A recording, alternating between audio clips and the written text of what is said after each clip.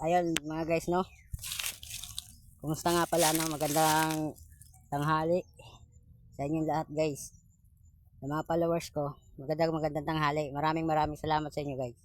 Taos puso ako nagpapasalamat sa inyo sa mga sumusuporta ng aking video. So ngayon guys, andito tayo sa sa manggahan ko. Kasi tagal-tagal na ako hindi nakapunta dito guys. Kung napapansin nyo, lahat na lang ng live ko nandun ako sa palayan. Kaya parang may 2 linggo na yata akong wala dito. Kaya dadalawin natin yung mga tanim ko guys. Kasi parang marami ng damo. So sisilip muna tayo para kung marami ng damo di sunod na araw, anuhan naman natin, linisan natin. So let's go guys, silip tayo ha. Silip muna tayo guys para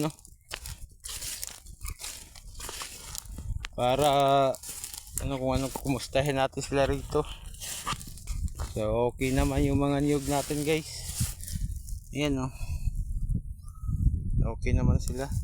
Ayan, medyo na yata. Tapos ito guys, malaki na. Ayan malaki na yan guys. Ayan. Tapos yung iba yung kinain ng baka.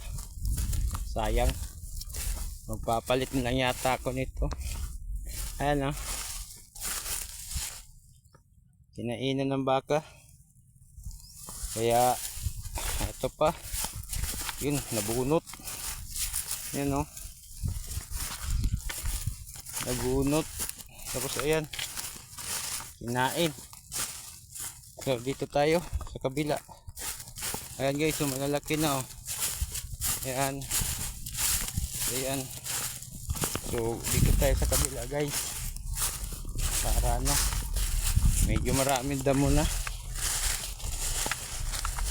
Sisilipin naman natin yung mga kahoy na tinanim ko dito.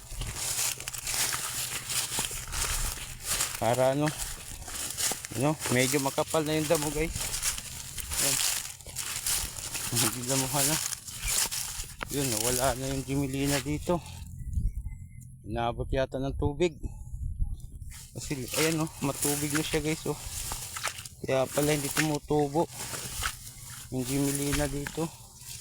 Dapat to gawing palayan. Kasi puro tubig. So lunod yung Gimilina natin dito. Nawala na. Dapat dito lang pala banda magtanim. Dito lang talaga sa ibabaw. Kasi puro siya rito. Puro na guys. Puro tubig. So wala na tayong makikita. Ngayon guys, wala na tayong makikita sa natin. Gimilinahan natin kasi napuno siya ng tubig. Nalunod siguro. Kaya dito naman tayo sa nyugan ko, silipin natin. Kasi ilang araw din kasi ako hindi nakapunta kasi pagtatanim kasi guys, para yung iaalaga ka ng bata. Pansinin nyo, pag hindi maganda pag-alaga ng mga bata, tingnan mo yung resulta, diba? Malnourished. Ganito din yun sa pagtatanim. Pag hindi mo inalagaan, malnourished din. Kaya kailangan natin dalawin din minsan, alagaan. Kung may sobra na fertilizer sa palay, dito na rin natin ilagay para hindi masayang. So ito na ngayon yung mga nyug ko guys Ayan na sila. Ayan. Yung dito banda guys, matataba kasi hindi sila nagagalaw. Yun doon, yun talaga yung nasisira sa baka. Ito, lalaki, talagang matagal-tagal na ako hindi nakapunta kasi marami ng damo. Ayan Tapos ito pa yung iba guys Ayan. Yung iba. Ayan Tapos ayan pa guys. Ang mangga ko hindi pa na-sprayhan kasi wala pang Di para pwede sabi na mag-i-spray. Ayan oh. Manggahan ko. Ayan pa yung ibang nyug ko guys. Ayan. Ayan. Medyo ano na nga siya guys. Madamo na. Kaya sunod na punta natin dito. Maglilinis na tayo. Lilinisan ko na naman siya. Mower na lang gagamitin ko para ano, mower na lang para madali. Tapos itong mga puno-puno na to tatabasin ko na lang siguro din kasi wala eh, talagang madamo.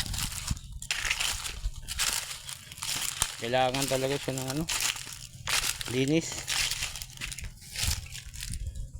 Ayan oh.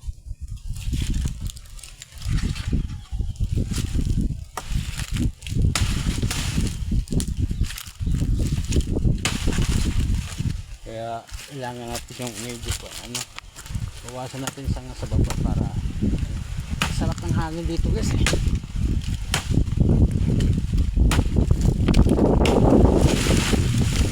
Ayan. Para maliwanag yung sa ilalim ng mangga. Para maliwanag guys, no?